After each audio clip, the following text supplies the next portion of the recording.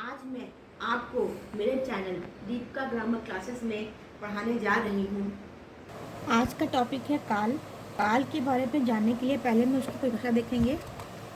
क्रिया के जिस रूप से उसके होने या करने के समय का बोध होता है उसे काल कहते हैं।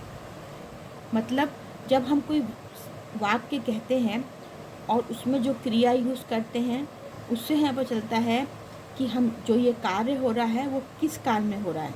अभी ये मानते हैं काल के 3 भेद होते हैं: भूतकाल, वर्तमान काल और भविष्य काल।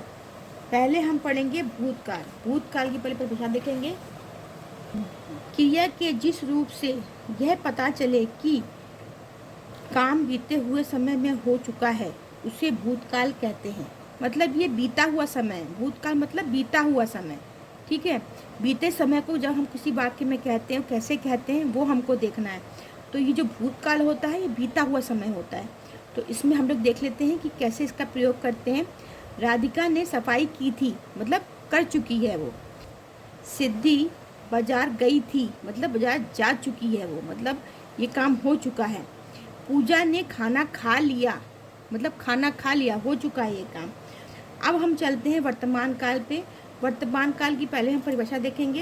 क्रिया के जिस रूप से उसके वर्तमान में होने या करने का पता चलता है उसे वर्तमान काल कहते हैं। मतलब जो काम चल रहा है, लगातार चल रहा है। वर्तमान काल मतलब प्रेजेंट समय, मतलब जो वर्तमान में काम हो रहा है। जैसे कि अभी उदाहरण देखेंगे तो ज़्यादा समझ में आएगा। सरिता नृत्य कर रही है, तो ये काम लगातार हो रहा है, मतलब वर्तमान में हो रहा है। कुत्ता भौंक रहा है, मतलब ये भी वर्तमान में हो रहा है। अध्यापिका हमें कंप्यूटर पढ़ाती है, ठीक है।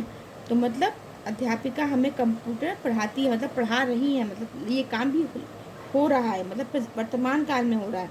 अभी वर्तमान काल और भूतकाल में ये डिफरेंस मैं दिखाने के लिए आपको बता सकती हूँ। कुत्ता भौंक रहा था, तो था मतलब ये भूतकाल हो गया, लेकिन कुत्ता भौंक रहा है तो मतलब क्या हो गया, ये वर्तमान काल हो गया। इसमें ये डिफरेंस है। अध्यापिका हमें कंप्यूटर पढ़ाती है मतलब पढ़ा रही है। अध्यापिका हमें कंप्यूटर पढ़ा रही थी, मतलब भूतकाल हो गया। सरिता नृत्य कर रही है, तो ये वर्तमान काल हो गया। सरिता नृत्य कर रही थी, तो ये क्या हो गया, भूतकाल हो गया। आपको अंतर समझ में आ गया होगा। अभी हम चलते हैं भविष्य काल पर। पहले हम भविष्य काल की परिभाषा देखेंगे। क्रिया के जिस रूप से उसके आने वाले समय में होने या करने का पता चलता है उसे भविष्य काल कहते हैं। भविष्य मतलब जो हमारे आने वाले समय में काम होने वाला, उसको हम क्या कहते हैं, भविष्य काल कहते हैं। अब जैसे कि उदाहरण देख लेते हैं तो सारा समझ में आएगा। कल हमारा मैच होगा, मतलब अभी ना हो रहा है ना हो चुका है। यहाँ पर क्या है, होगा, मतलब भविष्य काल, मतलब होगा। कल हमारा मैच होगा, मतलब ये कल होएगा, ठीक है। हम अगले सप्ताह घूमने जाएंगे, मतलब अगले, ठीक है। और पिछले लिखा हो तो क्या हो जाएगा, भूतकाल। हम पिछले सप्ताह घूमने गए थे, तब क्या हो जाएगा, भूतकाल हो जाएगा। लेकिन यहाँ पे क्या है, हम अगले हफ्ते घूमने जाएंगे, ठीक है। तो अगले हफ्ते मतलब ये हमारा भविष्य काल हो गया। मैं कल ताजमहल देखने जाऊंगा, कल मतलब कल, ठीक है। मतलब ये भविष्य काल हो गया, भविष्य में ये सब काम होगा। तो आपको बात समझ में, भविष्य में जो होने वाले काम होते हैं ना, मतलब जो होने वाले काम होते हैं भविष्य में, उनको हम कहते हैं भविष्य काल, ठीक है।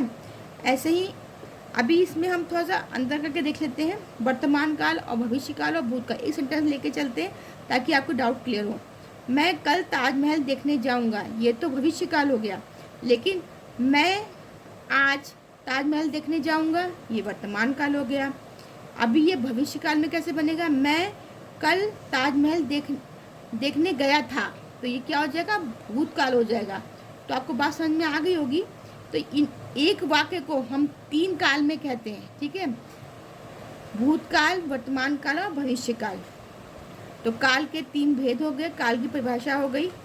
अगर आपको इसमें कोई भी डाउट हो तो कमेंट करके पूछिएगा, मैं आपकी हेल्प करूंगी। Thank you. आपको मेरी पढ़ाई करके पसंद आया तो आप मेरे चैनल दीपिका ग्रामर क्लासेस को लाइक, शेयर, सब्सक्राइब और बेल आइकन को क्लिक करें। इससे क्या होगा कि आपको मेरे जो भी वीडियो हैं फटाफट मिलेंगे और आपके सारे डाउट्स क्लियर होंगे। अगर आप शेयर करेंगे तो आपको जो भी आपके दोस्त हैं उनको भी अच्छी हेल्प मिलेगी।